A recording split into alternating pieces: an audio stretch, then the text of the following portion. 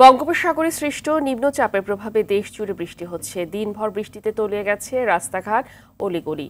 টানা দুদিনের বৃষ্টিতে বরিশাল নগরীর বিভিন্ন এলাকা তলিয়ে গেছে, ফলে চরম ভোগান্তিতে পড়েছে নগরবাসী। বাগেরহাটে টানা বৃষ্টিতে তলিয়ে গেছে নিম্নাঞ্চলের মাছের ঘের।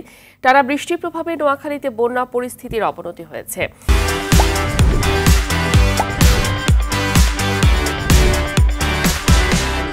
এতে নতুন করে দুর্ভোগের মধ্যে পড়েছে আশ্রয় কেন্দ্র ছেড়ে বাড়ি ফেরা মানুষ।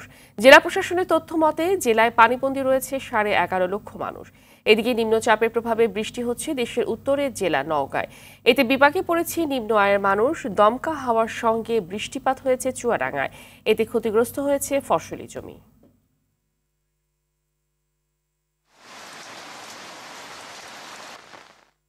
আবহাওয়া পরিস্থিতি ও জলাবদ্ধতার বিষয়ে জানাতে নোয়াখালী থেকে যুক্ত হচ্ছেন সহকর্মী গিয়াসউদ্দিন রনি। এলাকার আবহাওয়ার পরিস্থিতি কেমন দেখছেন এবং জলাবদ্ধতার বিষয়ে সর্বশেষ কি তথ্য রয়েছে আপনার কাছে জানাবেন?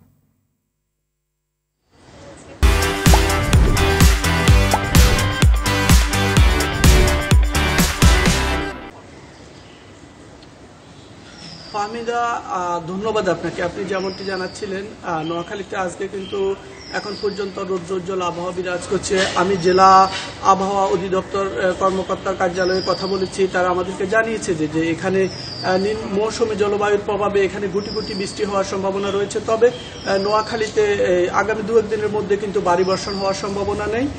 আর গত দুদিনের বৃষ্টিতে কিন্তু নোয়াখালীর বন্যা পরিস্থিতি অবনতি হয়েছে। এই অবনতি হওয়ার ফলে কিন্তু নতুন করে আরো 1 লক্ষ মানুষ পানিবন্দী হয়ে পড়েছে। 1 লক্ষ মানুষ সহ কিন্তু নোয়াখালীতে এখন পর্যন্ত 12.5 লক্ষ মানুষ পানিবন্দী রয়েছে। এছাড়া আশ্রয়ণ কেন্দ্রেও কিন্তু মানুষ বেড়েছে। গতকালকে আশ্রয়ণ কেন্দ্রে 38,000 মানুষ ছিল। গত দুদিনের বৃষ্টিতে কিন্তু এখন 2,000 মানুষ আশ্রয়ণ কেন্দ্রে নতুন করে বেড়েছে। আর নোয়াখালীর যে পানি নিষ্কাশন ব্যবস্থা সেটি কিন্তু একেবারে অচল হয়ে গেছে। এখানকার জলাশয়, খাল বিল এগুলো দখল হয়ে যাওয়ার কারণে এবং আধুনিক ড্রেনেজ ব্যবস্থা না থাকার কারণে এখানে কিন্তু পানি নিষ্কাশিত হওয়ার কোনো ব্যবস্থাই নেই।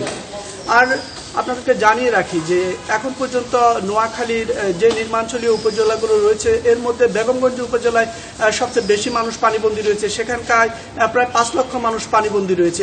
এছাড়া নোয়াখালী নির্মাঞ্চলীয় উপজেলা চাটখিল, সোনাইমুড়ি সদর, পূর্বাঞ্চল এবং সেনবাগ উপজেলায় কিন্তু পানিবন্দী মানুষের সংখ্যা খুবই বেশি। তবে স্থানীয়রা দাবি জানিয়েছে যে এখানকার পানি নিষ্কাশন ব্যবস্থা অন্তর্বর্তী সরকার যেন যুগোপযোগীভাবে পানি নিষ্কাশিত হওয়ায় উদ্যোগ গ্রহণ করে। কারণ এখানকার মানুষ কিন্তু বন্যার সাথে একেবারেই পরিচিত ছিল না। গত 50 বছরে কিন্তু নোয়াখালীতে এমন বন্যা হয়নি। এই বন্যা পরিস্থিতি সামাল দিতে এখানকার মানুষ বেজায় হিমশিম খাচ্ছে এবং দুর্ভোগে পড়ছে এবং এই দুর্ভোগ থেকে তারা মুক্তি পেতে কিন্তু সরকারের সহায়তা চেয়েছিল। ফাহমিদা, আমার কাছে ছিল নোয়াখালীর আবহাওয়া এবং জলাবদ্ধতা নিয়ে সর্বশেষ পরিস্থিতি খবর। ধন্যবাদ। ভারী বৃষ্টিতে চুয়াডাঙ্গায় ফসলের ব্যাপক ক্ষতি হয়েছে। এ বিষয়ে আলোচনাতে সরাসরি যোগ দিচ্ছেন সহকর্মী জহির রায়হান। জহির, ভারী বৃষ্টিতে ফসলে কি পরিমাণ ক্ষয়ক্ষতি হয়েছে, কি তথ্য রয়েছে আপনার কাছে জানাবেন?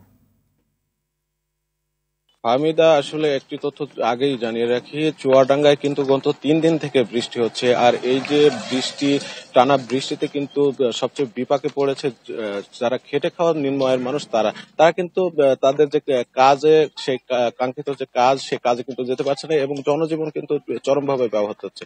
আবহাওয়া অফিস আমাদেরকে গত 24 ঘন্টার তথ্য যেটা জানিয়েছে সেটা হচ্ছে গত 24 ঘন্টায় 108 মিলিমিটার বৃষ্টিপাত রেকর্ড করা হয়েছে। এ সময় বাতাসের গড় গতিবেগ ছিল 30 থেকে 35 কিলোমিটার।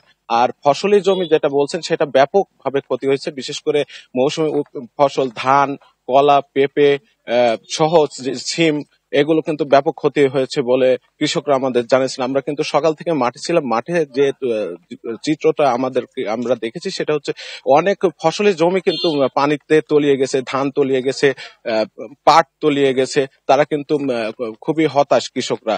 তো এই যে ক্ষয়ক্ষতির পরিমাণ, এখনো সঠিক যে কি পরিমাণ ক্ষতি হয়েছে সেটা কিন্তু এখনো নিরূপণ করতে পারেনি স্থানীয় কৃষি অফিস।